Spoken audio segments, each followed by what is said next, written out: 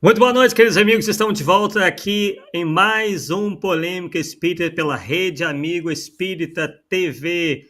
Estamos aqui, como sempre, muito bem acompanhados pelo nosso querido Paulo Neto, que será aí o responsável pelo interessantíssimo estudo de hoje, intitulado Reencarnação na Bíblia, parte 1, porque tem a parte 2 vindo por aí. Boa noite, Paulo.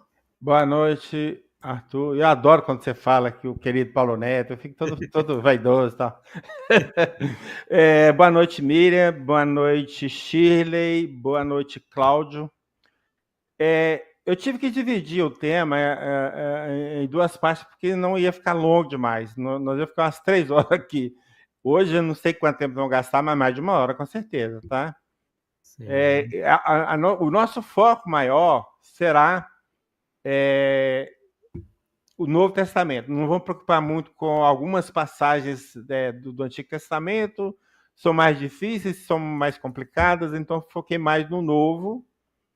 E eu acho que, inclusive, eu tenho um e-book sobre isso, né, que está lá no meu site, lá na outra.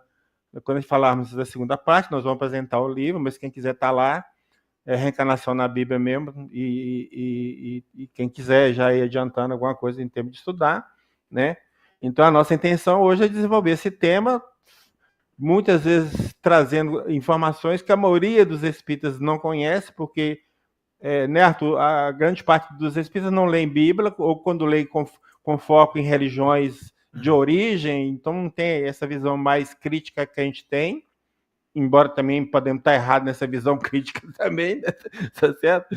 Mas com a visão crítica você tem outras ideias e as coisas surgem assim de uma forma muito natural, né? Muito natural. É isso aí. Maravilha. Então, saudamos aí aqueles que já se encontram conosco e aqueles que vão assistir no outro momento. Bem, agora então eu vou disponibilizar aqui justamente os slides que o Paulo Neto vai se utilizar aí na noite de hoje. Muito bem. Podemos ir, então? Pode começar. Vamos lá. A nossa frase inicial é uma frase atribuída a Kardec.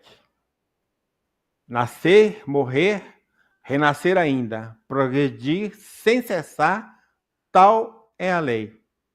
No entanto, essa frase sempre me incomodou porque eu nunca vi nas obras de Kardec essa frase tão literal como está pronunciada ou falada por Kardec. Então, com o tempo, eu acabei descobrindo, até ter uma pesquisa sobre isso, eu descobri que, na verdade, essa frase aparece lá no dome do Kardec, até escrita aqui no alto, em francês, está vendo aqui? Sim. Essa parte aqui. A frase não é de Kardec, não é de autoria de Kardec, mas o que eu posso afirmar com absoluta certeza, representa o pensamento de Kardec. Isso não tem dúvida nenhuma, entende? Mas como eu sempre digo assim, que dá César o que é de César, tá certo? Eu não posso colocar o nome de Kardec debaixo dessa frase, porque não é dele, não tem origem, diz que é lá do Goethe, não fomos lá e não achamos, e não aparece alguma coisa parecida lá com mais ou menos semelhante lá nas obras de codificação, mas no fundo não aparece. Agora, na revista Espírita, publicada depois de Kardec, lá para o ano, acho que de 1970, por aí, 1870, melhor dizendo, não, 70 não, 90, vai aparecer essa frase lá no livro, na revista Espírita, parece que da publicação belga, mas é o teu negócio, muitas vezes a coisa sai espalhando, quando na verdade não é. É igual uma frase atribuída a Leon Denis, né, Arthur? Que fala que a alma dorme na pedra. Quando Leon Denis nunca falou isso, né? Exato. Então, vai caminhando. Mas, assim, o mais importante é que eu queria dizer é o seguinte: representa sim o pensamento de Kardec, isso não tem dúvida nenhuma, tá? Então, o ponto é esse. Então, representa sim. Então, nós vamos desenvolver alguns tópicos. Nós vamos fazer umas considerações iniciais. Nós vamos falar a reencarnação é uma crença muito antiga. Vamos tentar colocar na linha do tempo. A reencarnação entre os judeus, né? A reencarnação para os espíritas, passagens bíblicas que supõem ser contrárias à reencarnação, o que encontramos na Bíblia, e significado do termo ressurreição na Bíblia. Então, tudo que está na Bíblia aqui, leia-se Novo Testamento. Esse Novo Testamento. Né? Vamos lá. Considerações iniciais. Nós temos aí crenças no porvir, ou seja, depois da morte. Nós temos o niilismo, que é a redução nada. Morreu, acabou, pum, fim de papo, não existe mais nada. Tem uma turma que fala que nós vamos ser como se fosse um pingo d'água, vamos voltar para o mar e vão ser absorvidos, né? Mas nessa situação nós vamos perder a individualidade, não é mesmo? Nós não vamos ser um indivíduo mais. E quem é aquela turma aí toda vinculada às religiões tradicionais que acredita que vai para o céu e para o inferno, viver na ociosidade pela eternidade afora ou no sofrimento pela eternidade afora, né? Tá certo? Então, geralmente a crença de religiosos anti-reencarnacionistas é a do céu e inferno. Os que mais combatem são esses que acreditam em céu e inferno, né? Mas há algo interessante nisso. Veja o resultado de uma pesquisa que encontramos sobre esse tema. Eu achei fantástica essa pesquisa. Já é um pouco antiga em termos de feita, né? Mas eu achei que vale a pena falar dela. Então, no final de 2001, então nós estamos praticamente com 24 anos, né, para arredondar, a partir da revista Veja, o Instituto Vox Populi fez uma pesquisa, né? E perguntaram às pessoas se elas acreditavam no diabo, uma pergunta, e a outra se creem na vida eterna no paraíso. Em relação se acreditavam no diabo, os católicos, 44% disseram que acreditavam, os evangélicos, 81%. Olha para você ver esse detalhe. Por que os evangélicos acreditam mais no diabo? Porque lá mais fala do diabo que na igreja católica. Não sei se você percebe isso. Tudo lá é diabo. Tudo é diabo. Então os caras vão acreditar mais. Acreditar na vida eterna no paraíso, né? Então 84% dos católicos e 96% dos evangélicos. Mas tem um detalhe interessante. Essa pesquisa apontou o quê? Que uma coisa surpreendente. Para muitos brasileiros, 34%, acreditam que irão para o céu. Uns poucos, 11%, está falando do Brasil, então, né? 11% que passarão um período de penitência no purgatório, mas agora, nenhum só admitiu a possibilidade de ir para o inferno. Cara, peraí. Você acreditar no inferno para o outro é fácil. Eu quero ver você acreditar que você vai para lá. Porque todo mundo acredita no céu e inferno, mas pensando que vai para o céu e não vai para o inferno. Então, é uma situação meio estranha, né? Você acredita que é para os outros, né? Ué, aí é fácil, né? É fácil. É fácil manter essa crença. Eu gosto muito desse autor. Ele tem um foco muito interessante sobre o cristianismo. Ele é especialista no cristianismo. Tem vários livros publicados, tem a maioria deles lá. Ele foi um ex-evangélico, tá? Que acabou se tornando um agnóstico, sei lá, qualquer coisa assim. Então ele diz o seguinte, no livro Quem foi Jesus, quem Jesus não foi, ele diz o seguinte: a crença em céu e inferno é uma crença não encontrada nos ensinamentos de Jesus ou Paulo, mas inventada tempos depois por cristãos. Então é o seguinte, o que ele está dizendo assim, ó? Olha, nos evangelhos não tem crença, não prega céu e inferno. De onde vocês tiraram isso, então? Deu para entender? Porque a ligação que eu quero fazer assim, quem acredita em céu e inferno não acredita em reencarnação. Esse é o ponto. Então, a ligação minha é essa, tá? Por isso que eu estou tratando da questão do céu e inferno, para ficar aí bem entendido. Então, como, por exemplo, podemos conciliar a existência do inferno com o teor desta passagem? É um salmo.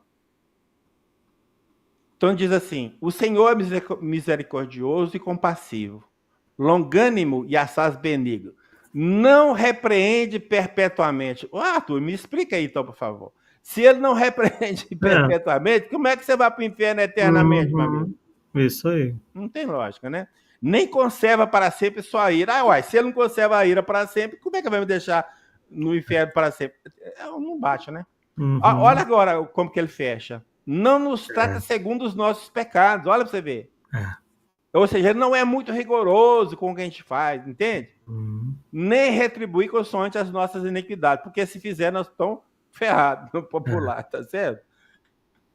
Aí vem o livro de Jó. São as duas passagens que eu cito do Antigo Testamento que tem a ver com o nosso tema.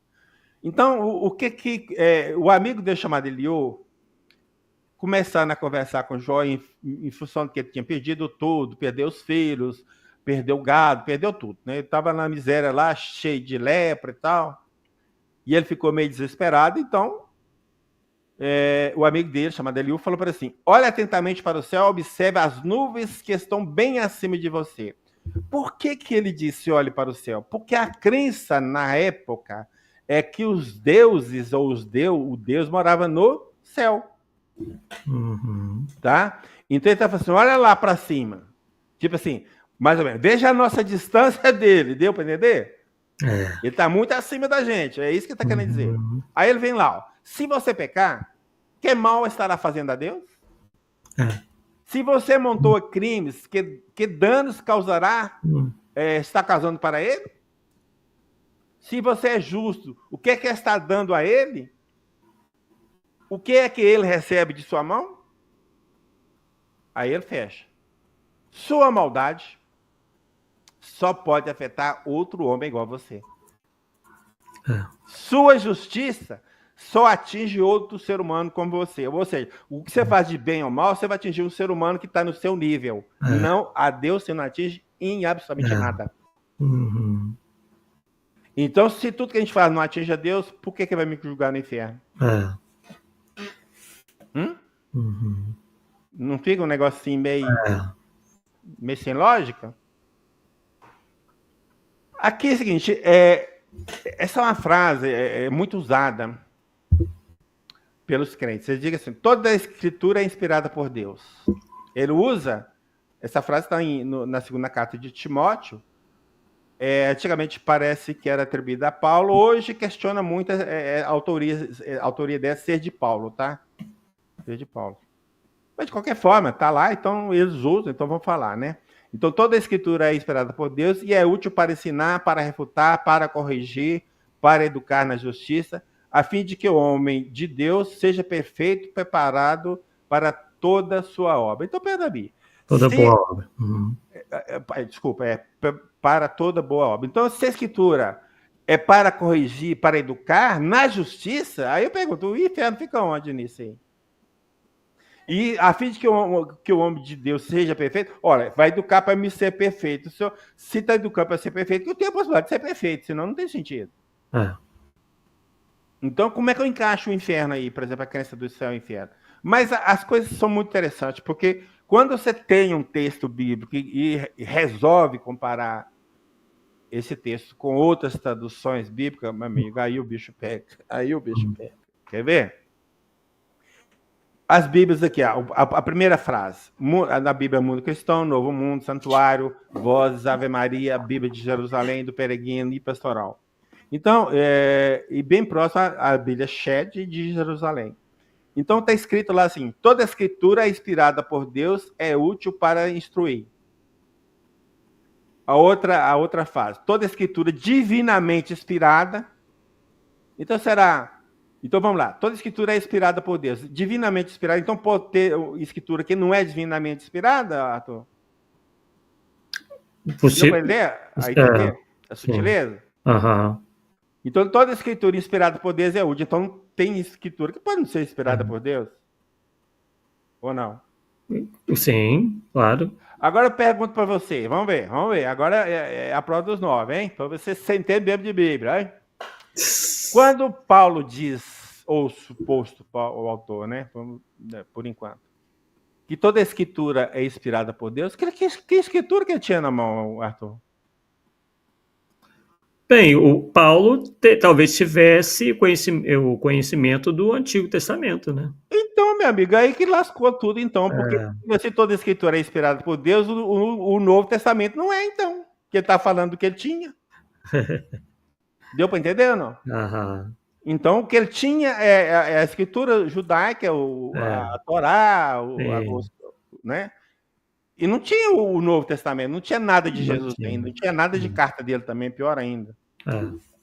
Então, como é que fica? Então, veja bem, que a falta de raciocínio, né, as pessoas não pensam sobre isso, porque sem falar que toda escritura é inspirada, já está derrubando o Novo Testamento nessa frase. Derruba o Novo Testamento nessa frase. Não é mesmo? Uhum. Então, eu pergunto o seguinte, por que motivo a liderança religiosa combate a ideia da reencarnação apresentando o argumento de que a Bíblia não fala nada dela? Não fala entre aspas, né?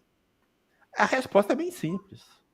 Se defender a existência da reencarnação, pedem a condição de mediadores ungidos, eu devia ter colocado entre aspas, entre os adeptos da religião que abraça e Deus. Deu para entender ou não? Uhum. E daí a Deus ao poder e dinheiro. Veremos se realmente está ou não na Bíblia, o que nós vamos trabalhar para ver, né? Então, atrás disso tem um interesse. E aí o interesse é da liderança religiosa. Então, os adeptos não tem culpa disso, entre aspas, não tem culpa disso, porque são impostas aquelas situações e ele acaba acreditando, entendeu? Cara, mas o interesse maior de não aceitar a reencarnação está na liderança, porque se não existir reencarnação e a vida for um só, a salvação de cada um dos adeptos está na mão de quem? Do líder.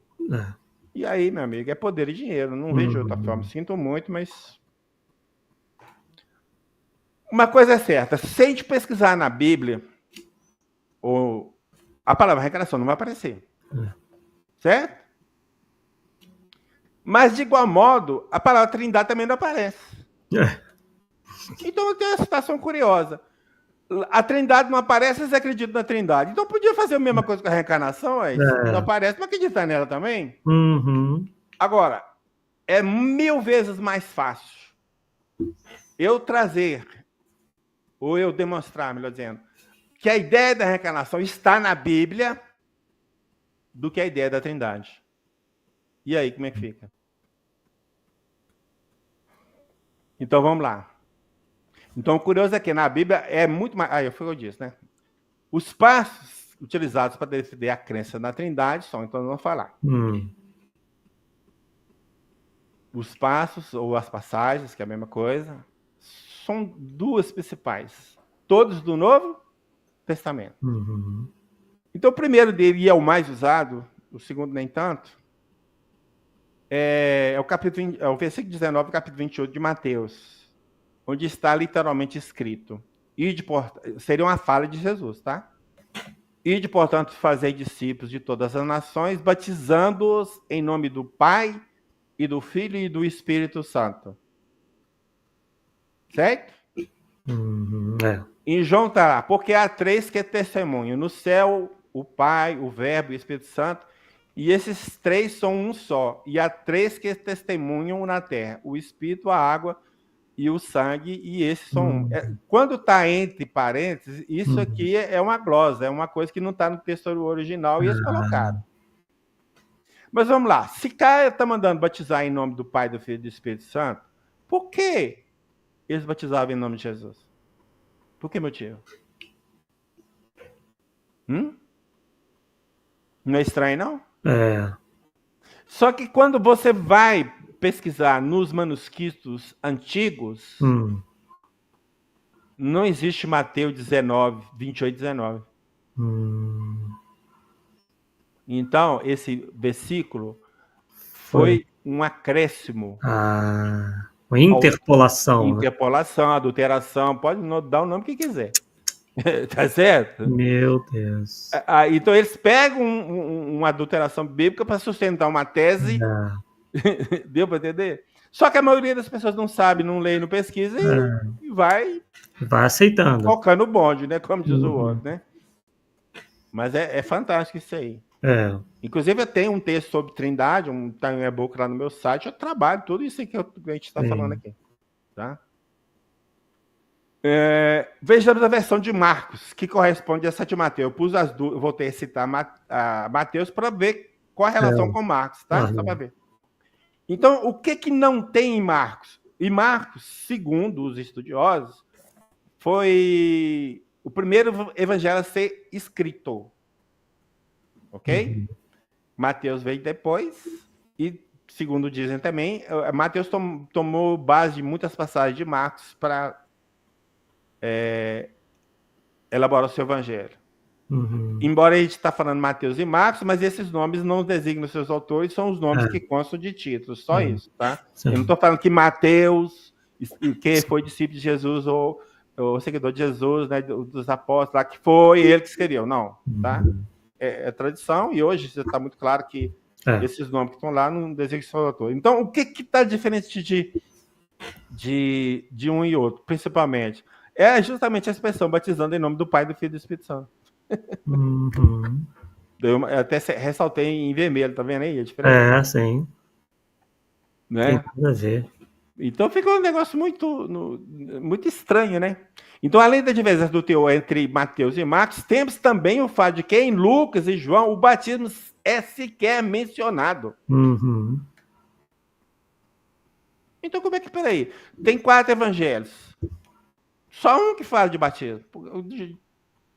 Aí, quando você vai no original, no original não seria no original, no documento mais antigo que nós temos dos evangelhos, não tem essa passagem, batizando em nome do Pai, do Filho e do Espírito Santo. E como é que fica? Então, complicado, né? E aí, que a coisa pior, né? Porque nós temos culturas mais antigas do que dos cristãos, né? Porque aí a trindade é cristã, não é dos judeus, que tem a ideia da trindade. Interessante, não é? Os egípcios estão aí, Osíris, Íris e Horus. Isis e Horus. Só que o que a gente percebe aí nessa trindade? É uma família, percebeu? Pai, mãe e filho. Os hindus, o que é? Pai, mãe e filho. O dos cristãos é pai, não sei, e o filho. E aí, como é que fica? Tiraram a mãe. Tiraram a mãe, cara. Entendeu? Então, a relação não está batendo. Então, copiaram mal. Copiaram mal. Sinto muito. Eu peguei 2 só. Eu não pesquisei todas as culturas que possam ter essa ideia de trindade. Eu peguei 2, para exemplo. Só isso. Não estou falando que não tem mais. Mas o que nos conta a história é que o cristianismo foi florescer realmente ali no Oriente, né? Constantinopla, naquela região toda ali. Então, recebeu possivelmente essas influências, né? Então, se é um ponto tão importante assim, eles acreditam, mesmo não está na Bíblia, e com essa dificuldade toda, e por que não acreditam na reencarnação? É estranho, não é não? Então, a reencarnação é uma crença muito antiga, não é coisa dos espíritas, por exemplo, para ser claro, né?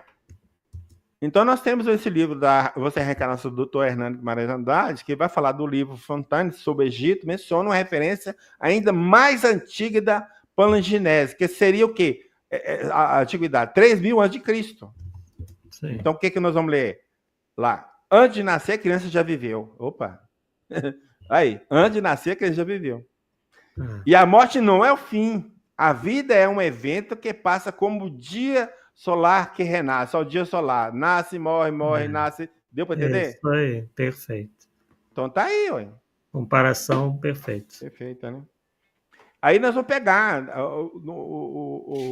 dos egípcios, da cultura egípcia, e é bom ressaltar que os judeus, segundo os relatos do Antigo Testamento, ficaram escravos por cerca de 430 anos lá no Egito. Ora, esse período de 430 anos, eu suponho que fica lá mais ou menos acho que é 35 reencarnações, 35 gerações, qualquer coisa nesse sentido. Pô, você desce a reencarnação passada, você não sabe nem quem que são os seus antepassados, cara. E como é que você fica num lugar por tanto tempo, 430 anos, e sai lá com a mesma cultura que entrou? Não é meio estranho? Muito. Então tem essa prancha hoje, né, de papiro de Runéfia, né? E assim, então, né, aqui o que está escrito, né? Aliás, uma parte está escrito, porque está escrito muita coisa, né? A verdade manifesta-se pelas reencarnações. Sim. Ó, qual o tempo aqui? 1400 antes de Cristo. Né? Aí tem ainda dos egípcios o papiro Anana, né, que é de 1320, um pouco mais novo que o outro. O homem retorna à vida várias vezes, mas não recorda de suas prévias existências. Olha o esquecimento das vidas passadas aí, Arthur. É. Olha aí. Exceto algumas vezes em sonho, ou como um pensamento ligado a algum acontecimento de uma vida precedente. No fim, todas essas vidas ser-lhe-ão reveladas. Opa, como é que é? No fim, todas essas vidas serão... Peraí, cara. É espiritismo, é isso que nós estamos falando, tudo, não? Tudo espiritismo, sei. Caraca, entendeu? O papiro Anish é um pouquinho, né? Uhum. Dentre os outros, desses dois aí, né? Porque o período não é meio definido. Os homens não vivem apenas uma vez. E depois desaparece para sempre. Ou seja, viveu, sumiu, né?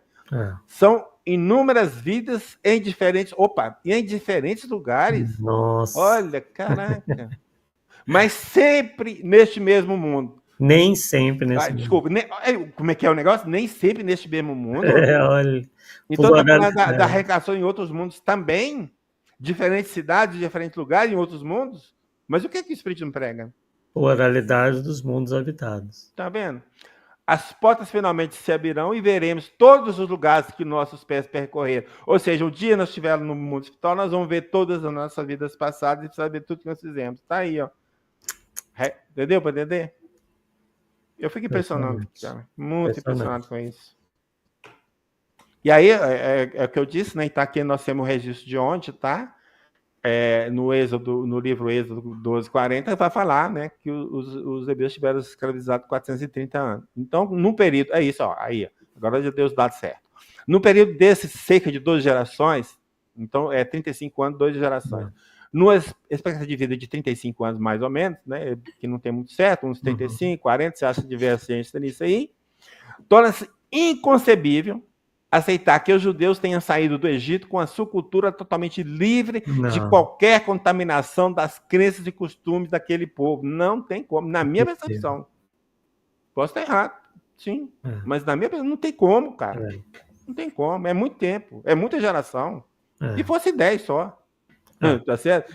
Que fosse 10. É muito complicado. Agora, a reencarnação entre os judeus. O professor Abraão Bernardo, aí o nome eu não sei como pronuncia, presidente de uma sinagoga do bairro do Bom Retiro, em São Paulo, diretor da Faculdade de Renascença, a pergunta, então, para os judeus existe a reencarnação? E ele responde dizendo, acreditamos na reencarnação e também na ressurreição dos mortos. Sob a ótica do judaísmo, a reencarnação não tem um momento preciso que conheçamos, mas entendemos que a alma, durante sua existência, passa por um estado de aperfeiçoamento eterno, a purificação, né? Passar pelo mundo terreno para adquirirmos a experiência das coisas, sentimentos, valores e sensações físicas é necessário para o nosso aperfeiçoamento e nossa aproximação com Deus. É justamente o que os Espíritos falam, vocês têm que descer na Terra, trabalhar lá para poder aprender, cara. Aqui vocês... Agora, a ressurreição dos mortos é algo que viria estritamente com a chegada do Messias. E o Messias para ele não é Jesus, né? Seria o momento em que todos os mortos se ergueriam de suas sepulturas, explicando melhor. Parte dessas almas retornaria para dar vida aos corpos de que se utilizaram, e diz aí, crença, né? Segundo os conceitos judaicos, e alguma poderia estar reencarnada, entretanto, na chegada do Messias, ali animaria todos os outros corpos pelos quais já passou. Acreditamos ainda que a alma não é simplesmente humana, o que significa que, em um estágio anterior, ela pode ter vivido em outros reinos, como mineral, vegetal ou animal, podendo reanimá-los também. Muitas imprecisões aí. Mas o foco principal é assim, está aqui a ideia da reencarnação, é isso que eu falo principal. Sim, claro. Não é o que você está pensando, não estou discutindo o que você está pensando. Eu estou falando só, tem a ideia da reencarnação aí. Não é isso? Sim, sim. Agora nós vamos ter um escritor judeu chamado Flávio José, que é praticamente contemporâneo de Jesus, né? Porque viveu de 37 a 103, né? Ele tem vários escritos que juntou numa obra só, que juntaram numa obra só chamada História dos Hebreus. A capa da que eu tenho é essa aí. Então, num certo momento lá dessa obra, ele vai falar das 3 seitas judaicas que existiam na época dele. Seriam os essênios, os saduceus e os fariseus. E ele fala abertamente e claramente que ele pertencia ao grupo dos fariseus. Certo. Então, ele diz lá, os fariseus julgam que as almas são imortais, que serão julgadas em outro mundo e recompensadas ou castigadas segundo foram neste. Então, o que você fez aqui tem reflexo do lado de lá, tá certo? Uhum. Segundo foram neste, viciosas ou virtuosas, certo? Uhum. Que umas almas são eternamente retidas prisioneiras nessa outra vida e que outras retornam a esta. Ou seja, o que ele está falando aqui? Ó? Dessas almas, parte delas fica retida no mundo espiritual e parte delas retorna à Terra. Qual a parte que retorna à Terra? A terra, o segundo que dá a entender. Voltar à Terra para eles ali seria o prêmio. O castigo seria ficar lá. Uhum. Deu para entender? Uhum. Embora não é isso que o Espiritismo prega, claro que não é. Mas a ideia da reencarnação está aqui, não tem como discutir. É isso que eu estou querendo trazer. A ideia está aqui. E talvez ele fale eternamente, né? Devido àquilo que os espíritos que estão nessa condição geralmente dizem. Eles têm a sensação de que vão ficar para lá eternamente. E pode até ser que outros retornam a essa, pode ser somente para os profetas, por exemplo. Ou seja, somente os profetas ou os justos estariam. Pode ser. Mas, seja lá o que for, a ideia da reencarnação está aqui.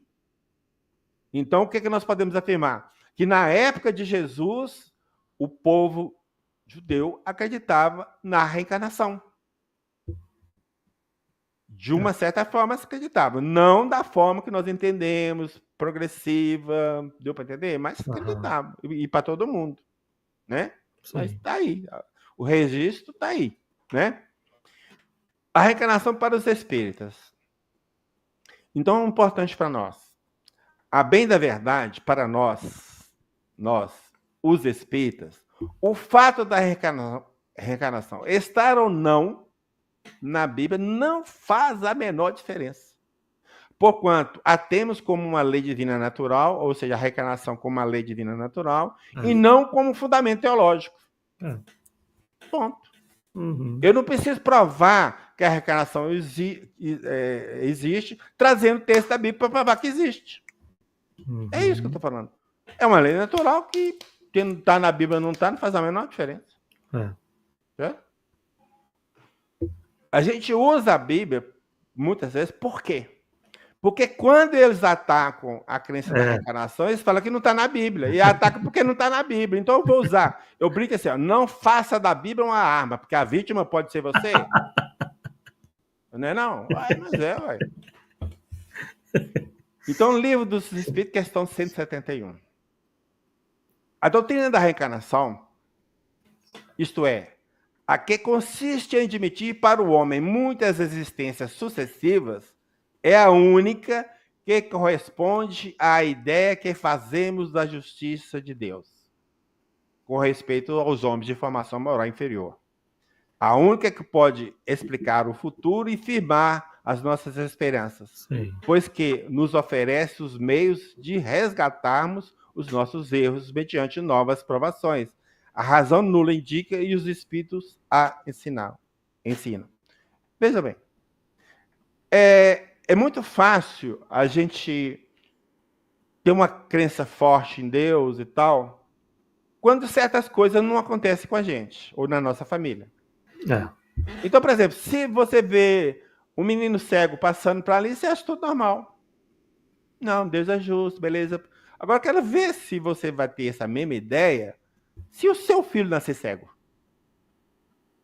Aí você vai começar a falar, por que Deus? Não é não? Por quê? Então, veja bem, você tem um Deus que tem o amor ao infinito, que não consegue nem entender esse amor ao infinito. Por que ele vai fazer com umas crianças nascem perfeitas, outra nasce cega, outra aleijada, surda, muda e vai para aí fora? Por quê? E mais, teoricamente, quem escolhe o lugar de nascer seria Deus, não é isso? Por que me faz nascer lá no deserto, lá não sei de onde, lá que não tem nada, não tem água, não tem nada? Em vez de me fazer nascer lá na Suíça, que tem tudo, né? Então, para explicar isso, a doutrina da reencarnação é que vem nos dar o fundamento com o qual nós vamos entender que a justiça de Deus só funciona com a reencarnação. Então, aquela criança que nasceu cega, ela nasceu porque alguma coisa ela aprontou em uma vida passada e pediu muitas vezes para vir cega para ver ou reparar ou para ver o que um cego passa, sei lá, por vários motivos. Mas tudo no sentido de progresso espiritual dela. Então, o que nasceu cego não nasceu cego por castigo de Deus. Não existe no vocabulário divino a palavra castigo, embora a gente use de vez em quando e na codificação apareça. Mas lá não existe isso. Lá existe aprendizado. Pode ser com dor ou sem dor, você pode escolher. E a escolha é nossa, não é dele. Já que nossas ações não atingem, por que vai ficar? Né? Uhum. Então, sem a ideia de reencarnação, você não explica essas diferenças que a gente vê à nossa volta. Né? Esse livro aqui de Carl Muller, A Reencarnação Baseada nos Fatos, ele vai me trazer uma informação que eu achei interessante. Então, ele vai falar que a palavra reencarnação foi gradualmente aceita para transmitir a ideia da possibilidade de um espírito humano ou alma ter diversas vidas sobre a Terra. Agora que é o mais interessante que eu quero ressaltar. De acordo com o dicionário inglês Shorter Oxford, foi usada pela primeira vez em 1858. Essa data te lembra alguma coisa, Arthur? Pois é. Bem próxima à publicação do Livro dos Espíritos, né? Arredondando, nós podemos falar com um ano depois. Então, o Espiritismo que popularizou a palavra reencarnação. Eu não sei se foi Kardec que criou, eu não achei essa informação segura, então eu acredito que não. Mas ele popularizou a ideia com a publicação do Livro dos Espíritos. Com certeza. Uhum. Né? Pode-se perguntar: a origem da crença dos espíritas na reencarnação seria, porventura, por ter sido revelada pelos espíritos superiores? Vamos ver o que Kardec diz do motivo pelo qual ele aceitou a crença na reencarnação. Se nós e tantos outros adotamos a opinião da pluralidade das existências, não foi somente porque ela nos veio dos espíritos, mas porque nos pareceu a mais lógica. E que só ela resolve as questões até agora insolúveis, ou sem solução, né? Se nos viesse de um simples mortal, nós adotaríamos do mesmo modo e não hesitaríamos antes renunciar às nossas próprias ideias. Epa! Deu para entender? Então, Kardec está dizendo assim, ó, eu acredito na encarnação porque eu vejo lógica nela e ela explica a justiça divina. Não foi porque os espíritos falaram, não. Sabia disso ou não? Que Kardec tinha essa ideia? Isso vai estar lá na Revista Espírita de 1858, olha para você ver. Então ele continua lá. Do mesmo modo, teríamos repelido, embora a vinda dos espíritos, se ela não nos parecesse contrária à razão. Olha lá. Se ela não se parecesse. Se não tivesse lógica, não ia aceitar também, não, hein? Uhum. Como repelimos muitas outras. Opa, repeliu muitas outras, olha aí, ó. Porque sabemos por experiência que não é preciso aceitar cegamente tudo que vem da parte deles. Deles quem? Dos espíritos. Claro. Não mais do que vem da parte dos homens. Por que ele está falando da parte dos homens? Porque os espíritos são nada mais que homens. Exatamente. E que foram para lá. Entendeu? Uhum. Então é isso aí. Esse eu achei fantástico, essa explicação de Kardec, porque a gente. Muitas vezes as pessoas pensam, eles acreditam porque os espíritos falaram. Tá? O Kardec deixou bem claro, não foi por isso. Pela lógica, pela razão, eu aceitei. Lá na Revista Espírita, assim, a reencarnação não é, pois, uma opinião, um sistema, como uma opinião política ou social, que se pode adotar ou recusar. É um fato ou não o é. Se é um fato, é inútil não ser do gosto de todo mundo. Tudo que se disser não o impedirá de ser um fato. Ou seja, hoje o que é que nós temos? Já até falamos aqui, eu queria até olhar e acabei esquecendo. Nós falamos aqui uma certa oportunidade de reencarnações, pesquisas científicas, né? Você lembra? Então, nessa live, nós apresentamos vários pesquisadores que trazem, assim, de uma forma assim, muito clara, que tem fatos que acontecem, principalmente no caso de lembranças que as crianças têm de outras vidas, que só a ideia de reencarnação pode explicar. Então, a ciência que está provando que é um fato.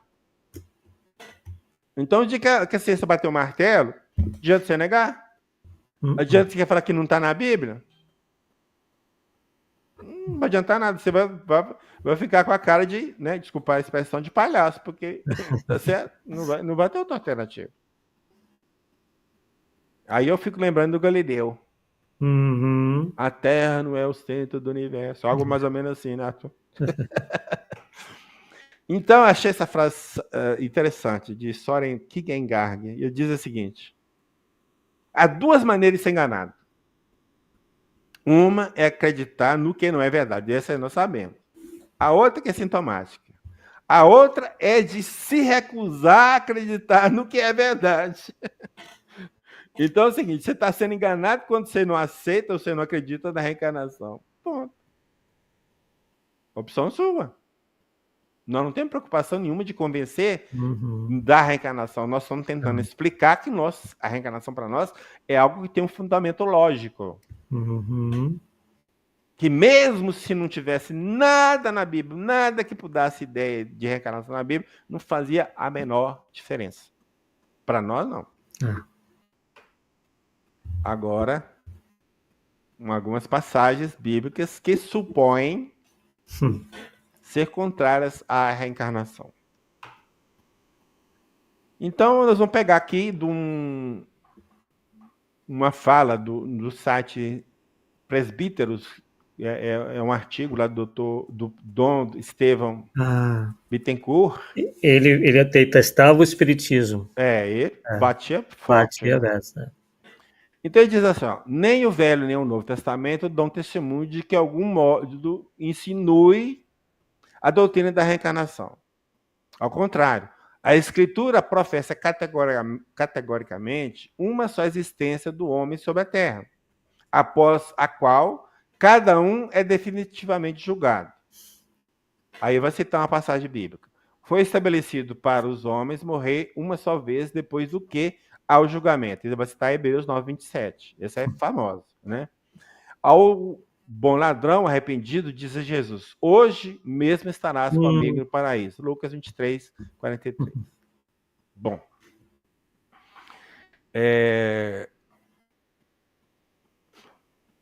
Vamos ver aqui. Cada uma dessas duas passagens, porque essas duas merecem uma atenção. Então, a primeira passagem. Então, aqui ele vai falar que o homem está destinado a morrer só uma vez, né? Após não, vamos voltar lá no início. Então, um negócio interessante ali. Uma só existência do homem sobre a terra, após a qual um homem é definitivamente julgado, não é isso? Então, morreu ou ser julgado. Aí eu te pergunto, e para que o juiz final? Se já foi julgado? Hein? Contradição, Por quê? Tô entendendo, não, hein? Ou será que no segundo julgamento você pode sair do inferno se você for mandado pelo primeiro? Entendeu? Olha você vê. Então, morreu, julgado, vai para o céu, para o inferno, ponto, beleza, é isso que eles querem. Mas vamos lá. Cabe fazermos as seguintes perguntas. Aí eu falo justamente o que eu acabei de falar, né? Eu vou comentar. Se depois da morte cada um de nós é definitivamente julgado, então, para que serviria o tal de juízo final no qual se acredita? Se seremos julgados, então a morte de Jesus não foi para a remissão de pecado, também é outra coisa, acreditam? Ou seja, Jesus morreu na cruz para apagar os nossos pecados, vamos dizer assim. Beleza. Então nós temos que arrumar outro Jesus para morrer, para pagar pelos pecados da humanidade depois da morte do primeiro Jesus até agora. E assim, sucessivamente. Muita contradição. É demais, demais. E agora nós trazer um texto, né, da Elizabeth Clare Prophet, está nesse livro A Reencarnação, o Elo Perdido do Cristianismo. Ela é uma escritora norte-americana. Então ela diz o seguinte: a primeira coisa a ser considerada na passagem deve morrer uma só vez é o seu contexto. Este é o grande problema. Não só, Arthur, das pessoas ligadas às religiões, como de muitos espíritas para combater certas ideias que estão surgindo e que não estão muito claras na codificação. Eu não vou mais longe que isso, não. Você entendeu, né? Então, o autor de Hebreus não está tentando negar a reencarnação. Ao contrário, está explicando que o sacrifício dos animais fazia parte da antiga aliança estabelecida por Moisés, deixando de ser necessária na aliança estabelecida por Jesus. Na antiga aliança, os sacerdotes de Israel tinham que fazer muitos sacrifícios, usando sangue de animais. Mas na nova aliança, Jesus derrama o seu próprio sangue em sacrifício, só precisa ser feito uma vez. Deu para entender? É a relação. Então, o que é sacrifício? Sacrifício dessa ideia aqui de apagar a pegada, ou remissão dos pecados. Que é essa, o sacrifício estabelecido por Moisés pelo menos parte deles tinha esse sentido. Então, eles fizeram a mesma coisa que Jesus. Então, Jesus é o Cordeiro de Deus, lembra do Cordeiro de Deus? E morreu para pagar os nossos pecados. Pronto, aí lascou, né? O que o autor quer dizer com os homens devem morrer uma vez? Uma só vez. Uma só vez? A explicação mais fácil é de que ele está se referindo ao fato de os nossos corpos mortais morrem uma vez. E é mesmo. Claro. Esse corpo é uma vez só, cara. Morreu, acabou. Ninguém morre mais de uma vez. Não, ninguém morre mais de uma vez, não. Hein? O corpo humano será usado apenas uma vez. Ninguém tentou argumentar ao contrário, com exceção dos cristãos que acreditavam na ressurreição do corpo. E, depois do que vem o julgamento, pode se referir à retrospectiva da vida, como as que foram relatadas nas experiências de morte aparente, ou nas experiências de quase morte. Então, é muito comum, né? Você viu o relato, a pessoa passou por EQM e ela falou, não, eu vi minha vida toda, desde a infância. Então, e os espíritos recém-desencarnados também relatam isso, sabia disso, Arthur? Que revê um certo momento, reviram a vida toda, como se num minuto tivesse visto tudo, que negócio ficasse um relâmpago, mas tudo. Há vários relatos. Mas o julgamento depois da morte não exclui a possibilidade do retorno da alma à Terra usando um outro corpo mortal. Pois a passagem não diz, os homens devem viver uma só vez. E eu achei interessante aqui, ó, ali em cima no primeiro parágrafo, ele diz, ninguém tentou argumentar o contrário, com exceção dos cristãos que acreditavam na ressurreição do corpo.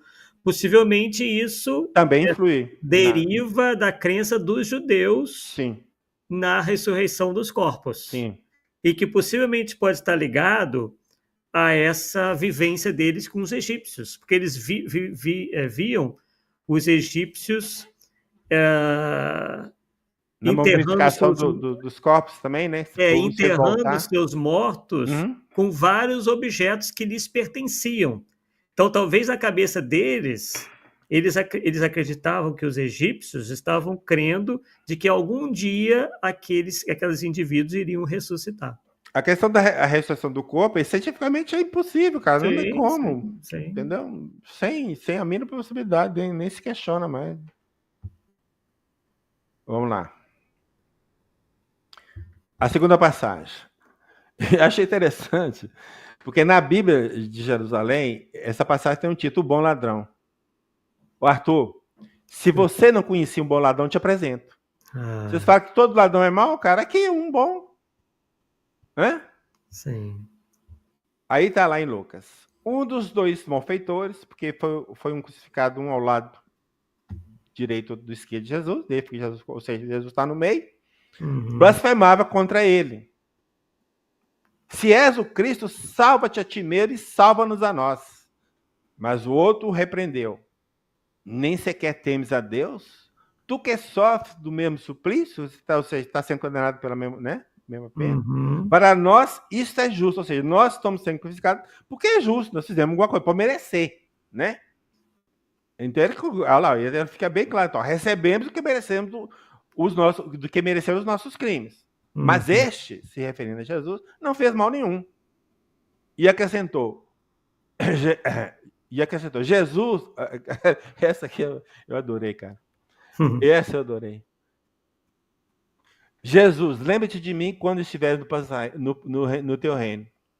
Eu lembro dos puxa-saco. Quando você estiver na boa, lembra de mim, cara.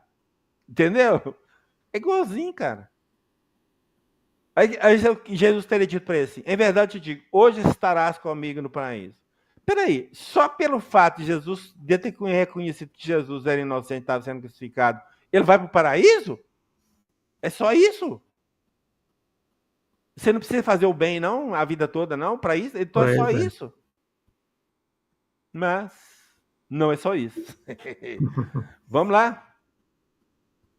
Então vamos lá, vamos ler a frase de novo e nós vamos dar uma outra versão para essa frase, beleza?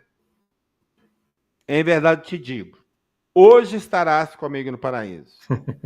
A importância da vírgula, né? Em verdade te digo, hoje estarás comigo no paraíso. O que eu fiz? Muda completamente. Só mudei a vírgula de lugar e mudou completamente o sentido. A segunda frase, em verdade te digo, hoje estarás comigo no paraíso, aplica-se a todo mundo. Um dia nós vamos estar lá. Sei lá quando, mas é bom, né? Agora, hoje estarás comigo no paraíso é um problema sério, cara. Jesus demorou 3 dias aqui na Terra para ir para o paraíso. Aí como é que fica?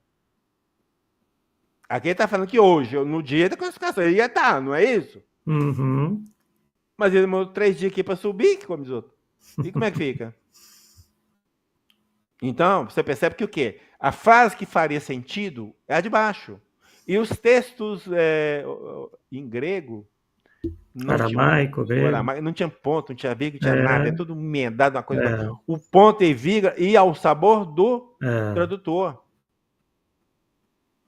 Então, você vê, um deslocamento pequeno que eu fiz na Bíblia, muito pequeno. Né? Mudou totalmente o sentido. Agora você imagina a Bíblia como um todo. Tá certo? Então não dá, né? O que encontramos na Bíblia? Vamos lá.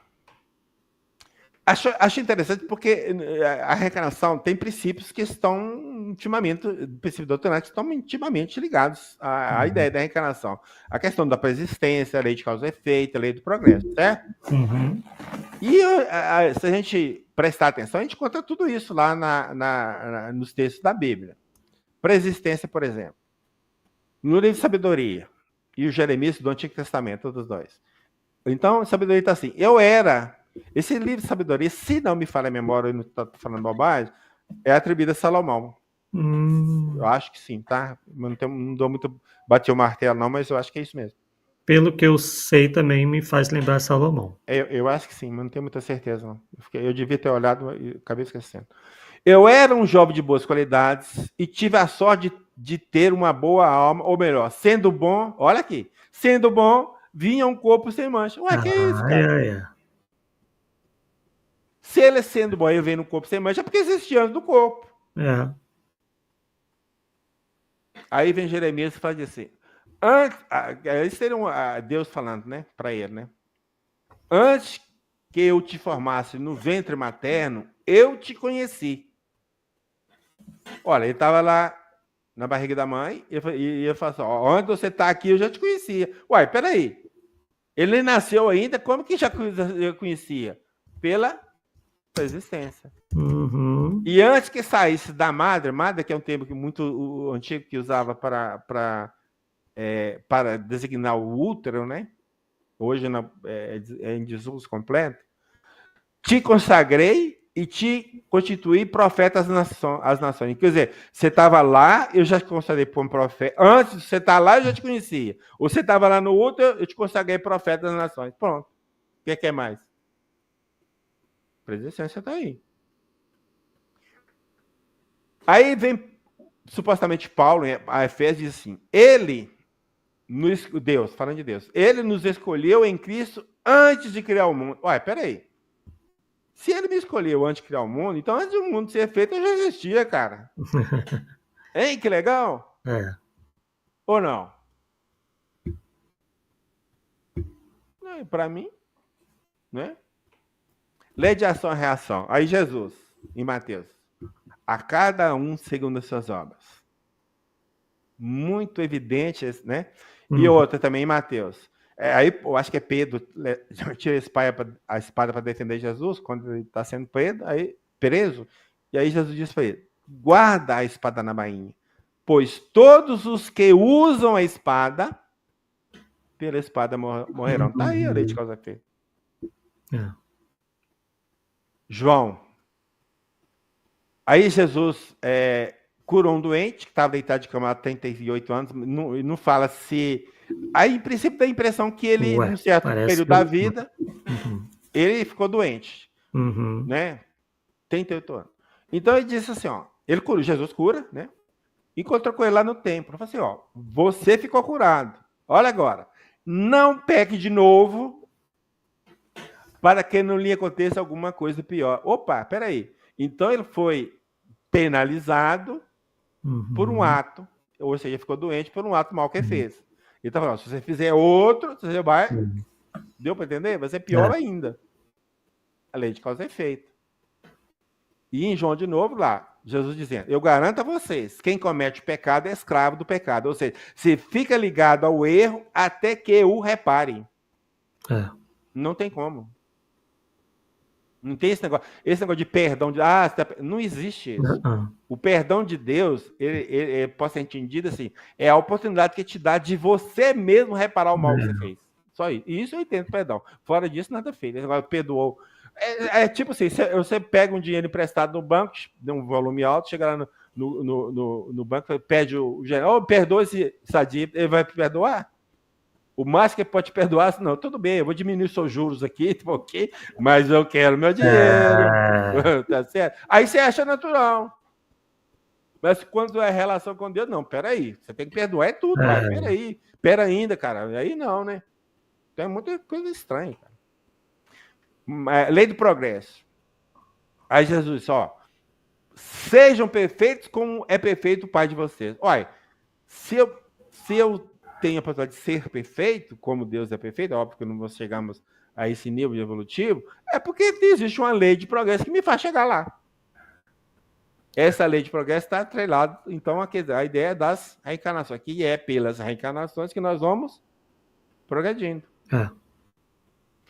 E Efésios e Paulo, a meta é chegarmos a ser o homem perfeito. A meta é chegarmos a ser o homem perfeito. Olha, na plenitude do Cristo. Meu amigo, mais claro que isso, tem gente. Cristo, ao que nós sabemos, é o Espírito puro.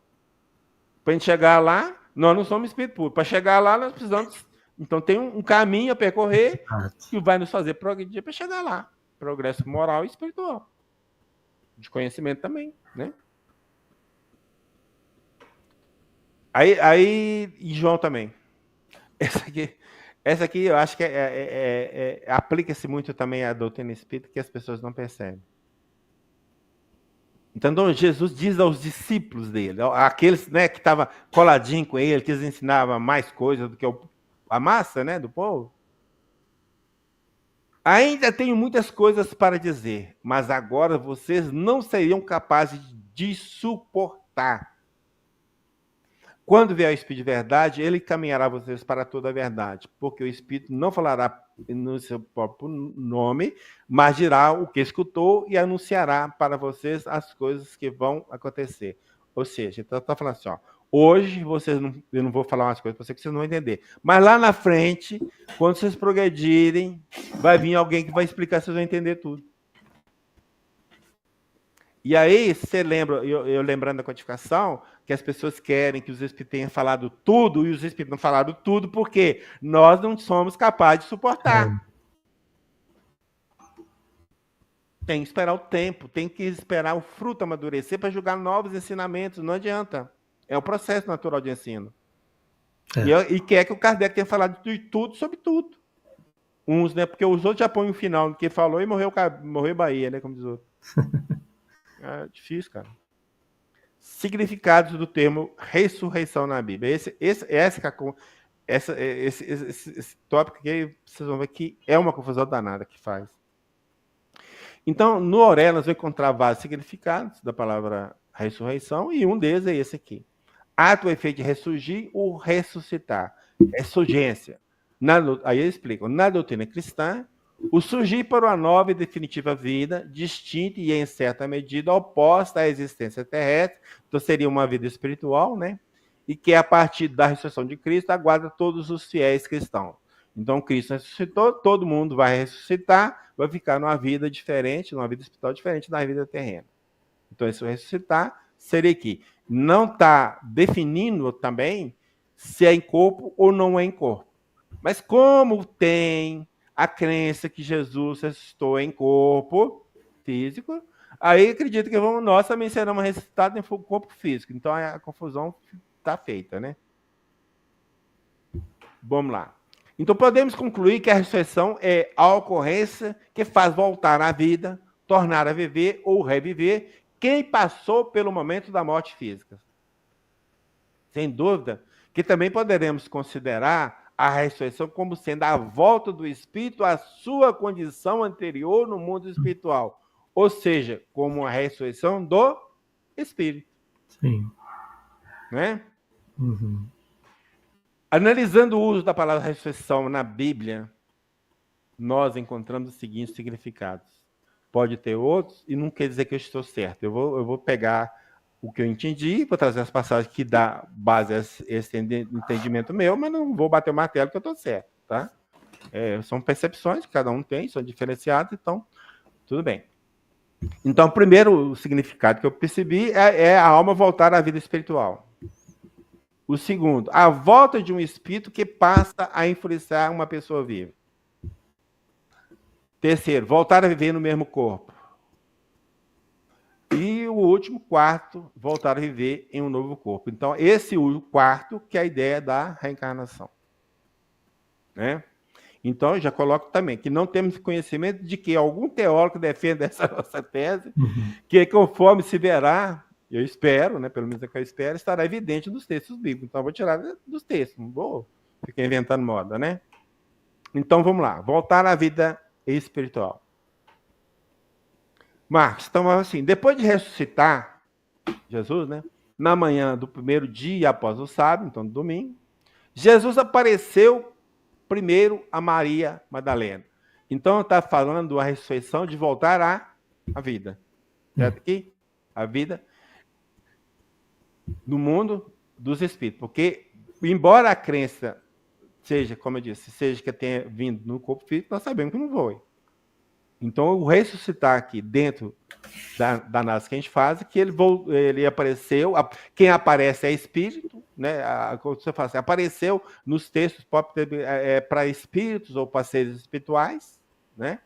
Então, se Jesus apareceu em espírito, né? Ele apareceu para Maria Madalena, depois para mais 2, depois a 11 discípulos, depois Paulo fala para mais de 500 pessoas. Então, essa aparição de Jesus aqui foi fruto da ressurreição. Então, o espírito dele voltou, aparece na vida, volta à vida espiritual. Olha aqui. Esse que coloca Jesus numa pergunta capciosa lá. Então, fala assim, mestre, Moisés diz, se alguém morrer sem ter filhos, o irmão deste homem deve casar-se com a viúva. Pois bem, havia entre nós 7 irmãos. O primeiro casou e morreu. Do mesmo modo, o segundo, o terceiro, até que a mulher casou com 7 irmãos. Tá certo? Aí, olha a pergunta. Na ressurreição, pois é, de qual dos 7 ela será mulher? Ela será mulher. Então, ele tem 7 irmãos casar com essa. Lá do lado de lá, ela vai ser mulher de qual deles? Jesus respondeu. Vocês estão enganados. Na ressurreição, os homens e as mulheres não se casarão, pois serão como os anjos do céu. Anjos são seres físicos ou espirituais? Espirituais. Então, onde está a ressurreição do corpo aqui? Porque em certo momento você vai ver lá que anjo, dentro do conceito da época, era o espírito da pessoa. O anjo era uma palavra que designada do espírito de uma pessoa. Né? Então está aqui bem claro, a ressurreição em espírito, voltar à condição de espírito, né? E aí, Mateus, e quanto à ressurreição, será que não leram o que Deus disse a vocês? Eu sou o Deus de Abraão, o Deus de Isaac e o Deus de Jacó. Então presta atenção.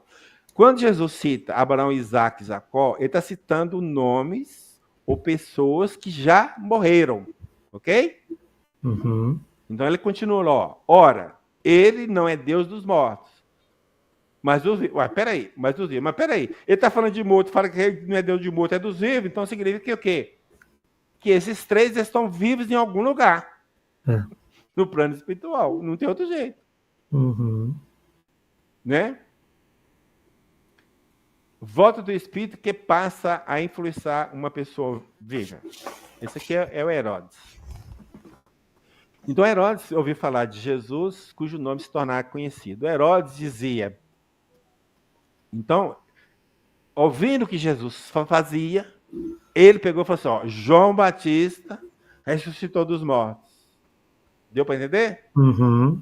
E é por isso que o poder de fazer milagres opera nele. Ó, peraí, o que é isso que ele está querendo dizer? Ou que eu entendo? Ele está falando assim, ó, Jesus faz esses milagres porque o Espírito de João Batista baixou nele, cara. Tá certo? É isso que você dá para entender ou não? É, sim. Né? É. Então, repetir, Herodes. É João a quem fiz degolar, que ressuscitou. Olha aí para você ver. É. Ressuscitou e está influenciando o cara lá e tal. Uhum. Então, é importante assim, que a palavra ressuscitar tem significado diferente. Isso que é o ponto mais importante. Sim. Tá? Não pensar que ressuscitou está voltando em corpo. Não é só isso. Não. É esse que é o ponto mais importante que a gente quer trazer aqui. Voltar a viver no mesmo corpo. Narrativas com ressurreição no Novo Testamento. Então, Jesus ressuscita a filha de Jairo, o filho da viúva de Naim e Lázaro. Pedro é citado por ter ressuscitado uma jovem chamada Tabita. E Paulo faz voltar à vida o menino Eutico, que supostamente havia morrido ao cair de uma janela do terceiro andar. Então, que tem isso aqui, se morreram, se de fato morreram, certo?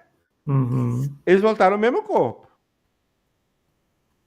Mas, será que é isso? A morte do corpo desfaz os laços que unem a alma.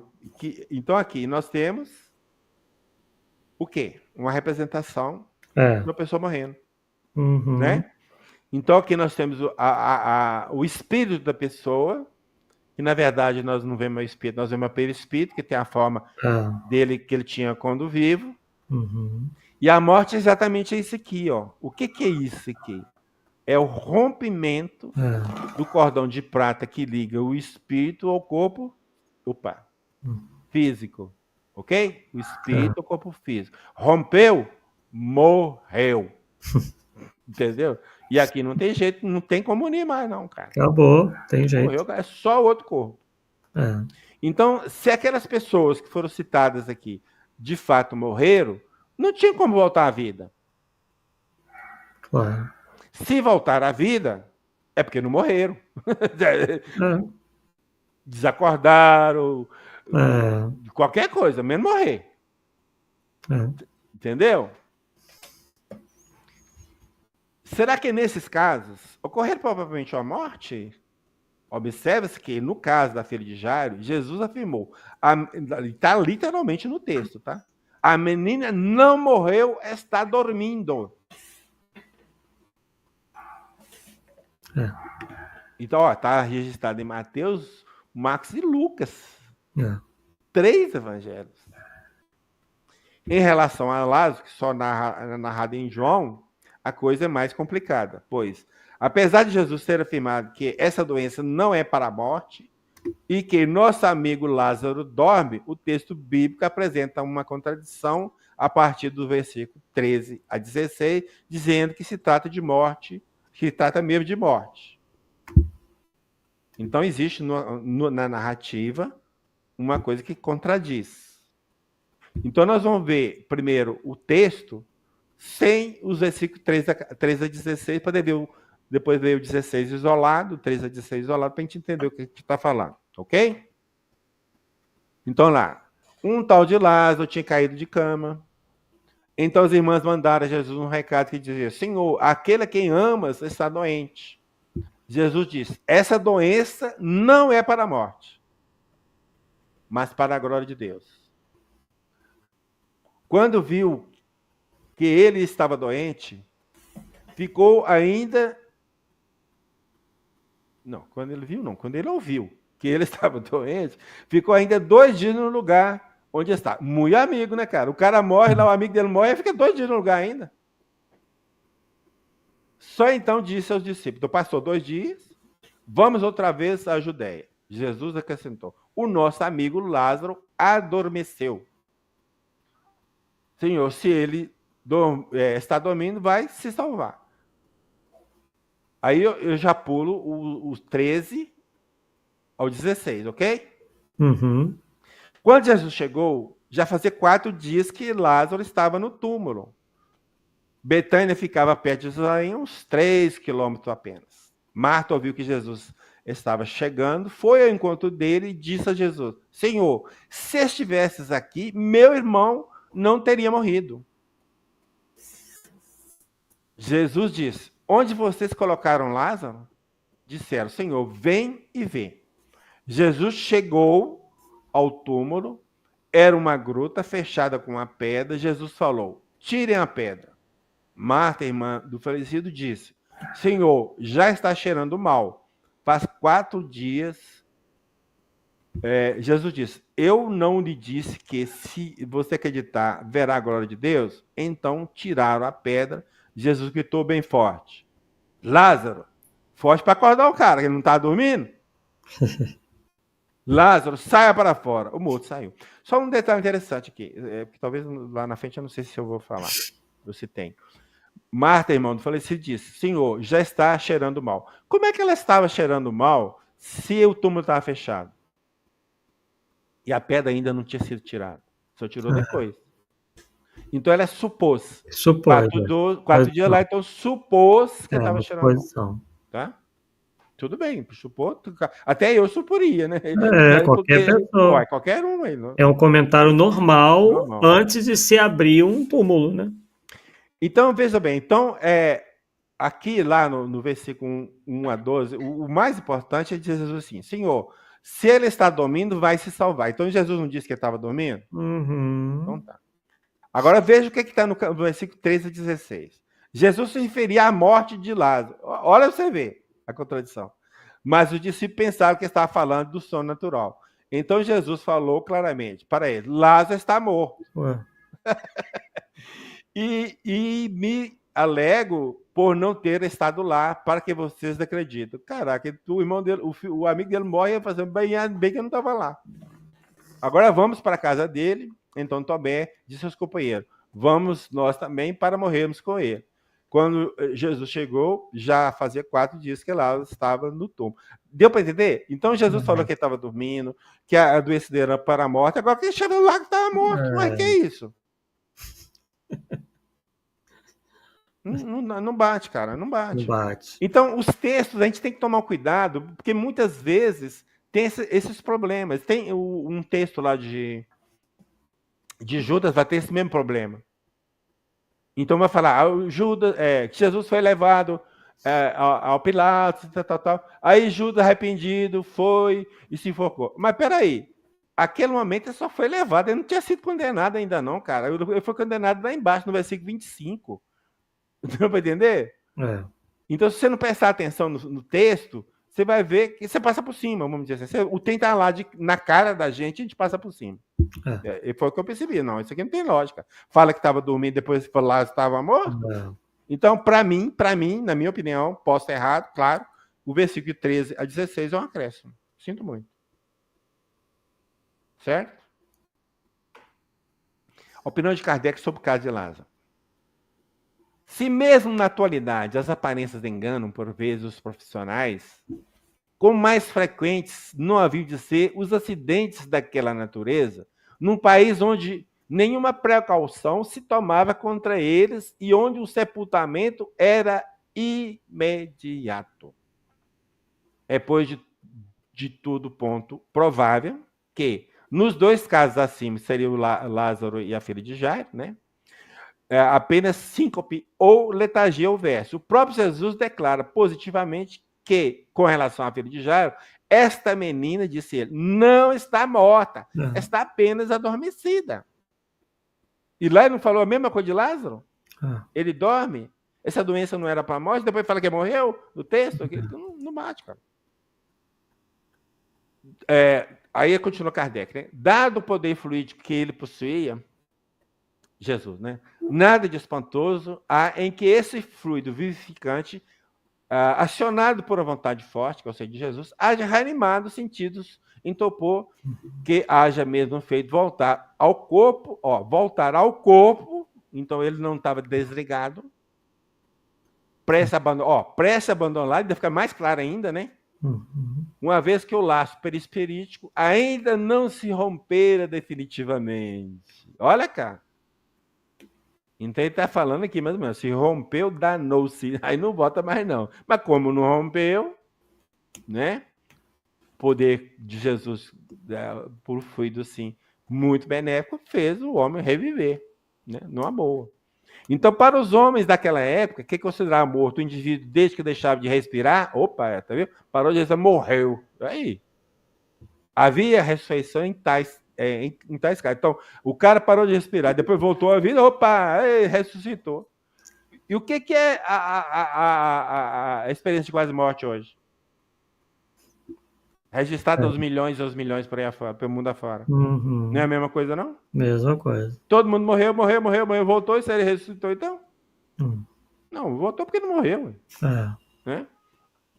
Mas o que, na realidade, havia era cura. Então, aquele caso de Lázaro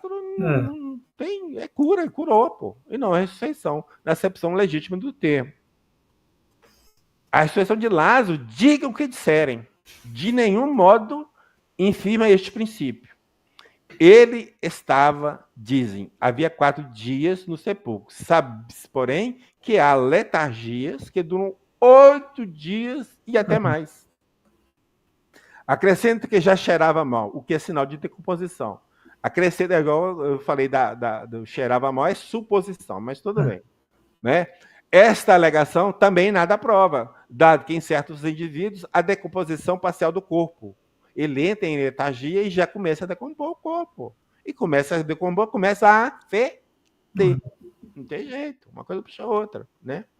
A morte se verifica quando são atacados os órgãos essenciais à vida. E quem poderia saber que Lázaro já cheirava mal? Foi sua irmã quem disse. Mas como sabia ela? Tá vendo? A própria questiona. Por haver já 4 dias que Lázaro foi enterrado, ela o supunha.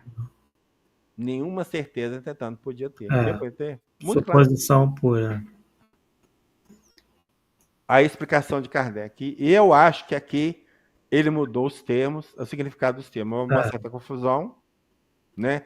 Ele diz assim, a letargia e a catalepsia diferem uma da outra em que na letargia a suspensão das forças vitais é geral e dá ao corpo todas as aparências de morte, quando na verdade, segundo o que eu pude apurar, posso me enganar também, isso acontece com a catalepsia, que dá a ideia de morte. A letargia, a pessoa fica localizada, podendo atingir uma parte mais ou menos extensa do corpo, de sorte a permitir que a inteligência se manifeste livremente. Então, é parcialmente, né, adormecida, vamos dizer assim. O que torna inconfundível com a morte. Quer dizer, então, na letargia, sabe que não morreu. Né? Ele trocou aí, realmente. Ele trocou, sim. Eu acho que trocou. Então, a letargia é sempre natural, a catalepsia é, por vezes, magnética. Então, essa é a inversão aí, que eu percebi.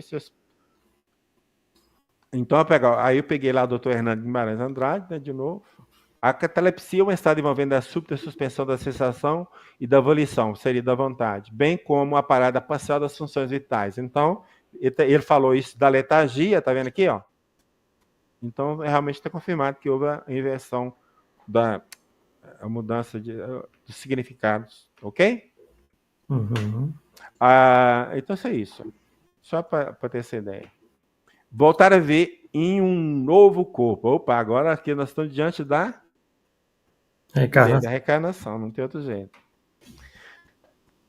O Tetrarca Herodes ficou muito perplexo por alguns dizerem: é João que foi ressuscitado dos mortos. E outros, é Elias que reapareceu. E outros ainda, é um dos antigos profetas que ressuscitou. Olha, como que um dos antigos profetas ressuscitou ali no corpo de João Batista ou de Jesus, se não for para a reencarnação? E lá nós provamos que eles acreditavam na reencarnação. Então não é ideia absurda eles suporem que Jesus podia ser um dos antigos profetas. Por que não? Né? Não foi falado que uns voltam a essa vida, né? O José. Então, os profetas voltam. Os outros ficam tudo presos lá.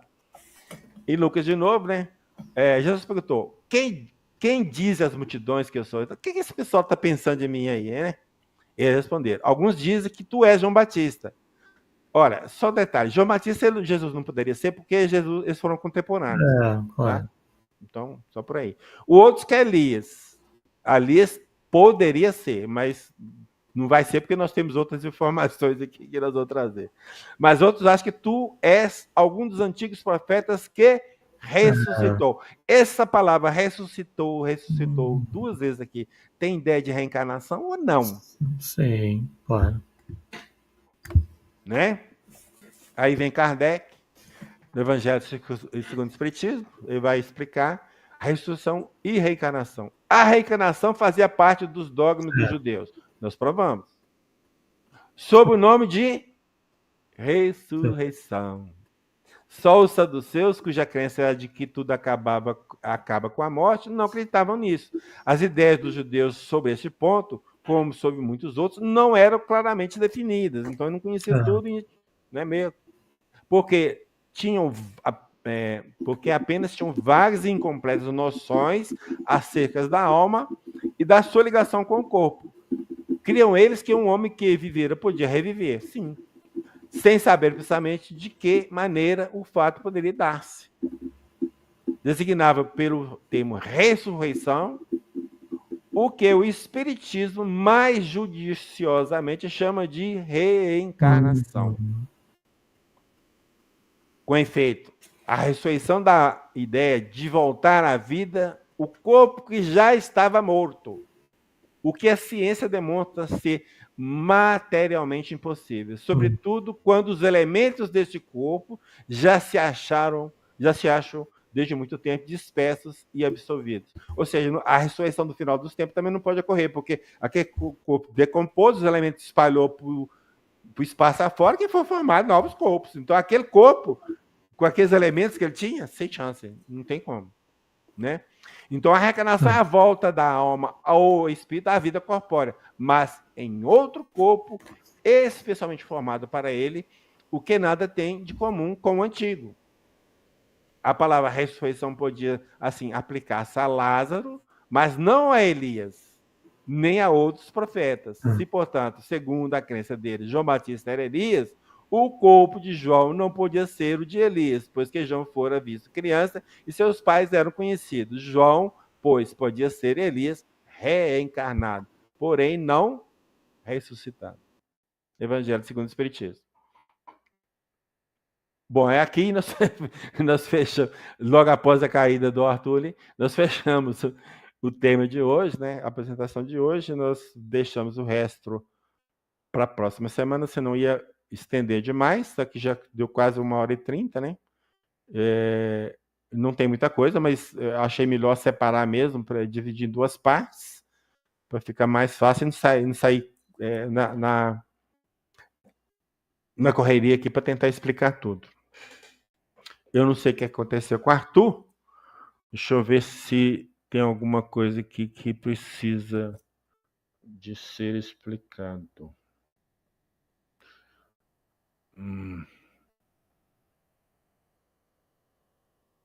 Eu sinto muito, Cláudio, mas veja bem, se uma das bases do Espiritismo são os ensinamentos de Jesus, esse pessoal que não lê a Bíblia, Bíblia aqui, entenda-se, Evangelho, tá? O Evangelho especificamente, então não é espírita, pô. Porque se eu não sei os ensinamentos de Jesus, como é que eu vou colocar em prática? Então tem que estudar para aprender, não tem jeito. Tem que ler mesmo, sim. E a Bíblia como um todo, Kardec diz assim, se você olhar na Bíblia, você vai ver que muitos fenômenos espíritas estão lá. Então, você tem, muitas vezes, fonte para provar que os fenômenos espíritas existiam dentro da cultura judaica. É a prova concreta e real que está lá. Por exemplo, nós temos lá no Novo Testamento a materialização de Moisés e Elias conversando com Jesus. Ali, a manifestação de espírito.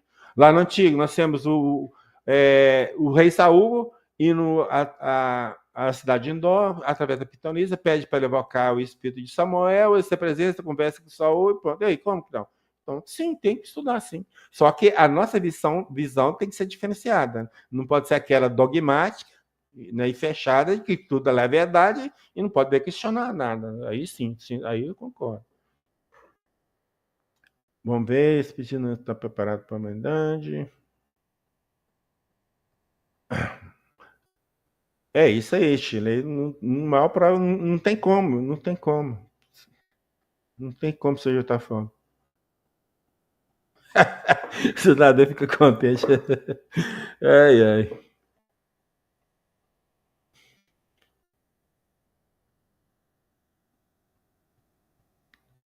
Não estou conseguindo visualizar. Quem é isso? Rei Rai TV? Será que é o Arthur? Caiu? Bom, gente, o que a gente tinha para hoje, então, era só isso. Daqui a 14 dias nós vamos falar a segunda parte, aí nós completamos esse estudo. Se tiver alguma coisa aí de dúvida também, vocês podem anotar aí, da próxima vez a gente pode comentar alguma coisa. E eu tenho também, quem quiser, né? O e-book disso aqui, né, que eu vou citar lá, mas quem quiser ir lá no meu site, se não me engano, lá, a Reencarnação, tá? Eu tenho uma série de e-books relacionados, uma série de 10 e-books relacionados a temas bíblicos, e a reencarnação é um deles, então tudo que a gente falou e vai falar na próxima, já está lá dentro de alguma forma, tá? Este material que eu trabalhei aqui hoje, se alguém quiser, só passar um WhatsApp para mim, um e-mail para mim, que eu envio na boa, tá? Sem problema nenhum, tá? E de repente tem alguém que faz palestra e que quer usar esse material, não, tá? Para mim, sem problema nenhum, tá? E no mais, então, agradeço a presença de todos, um forte abraço para todos e, se Deus quiser, até daqui a 14 dias. Forte abraço. Fique com Deus.